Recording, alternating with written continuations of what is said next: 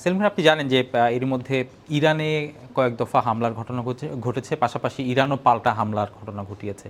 তো সেই জায়গায় পাল্টাপাল্টি যে হামলা চলছে, এখন কি মোটা দাগে বলা যায় যে দুই দেশের মধ্যে ইসরায়েল ইরান যুদ্ধ শুরু হয়েছে? বিষয়টা কি এমন?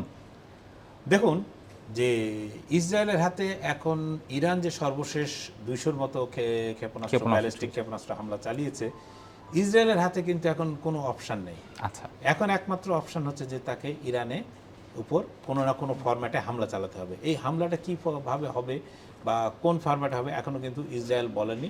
তারা বলে যাচ্ছে কিন্তু যে হামলা চালাবে। আচ্ছা। একটু আগেই যে নিউ ইয়র্ক টাইমসে একটা রিপোর্ট করেছেন, সেই রিপোর্টে বলা হচ্ছে যে ইসরায়েল যদি হামলা চালায় কোন কোন জায়গায় হামলা চালাতে পারে ইরানের।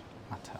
প্রথম আগে মনে রাখতে হবে যে ইরানের মতো কিন্তু ইসরায়েলের হাতেও আপনার দূরপাল্লার ব্যালিস্টিক মিসাইল আছে, যেটা 1000 থেকে 1500 মাইলের মধ্যে থাকলেই মানে ইসরায়েল থেকে আপনার পুরো ইরান কাভার করে যায়, তার পাল্লার মধ্যে চলে আসে। এই পাল্লার মধ্যে কি কি থাকতে পারে?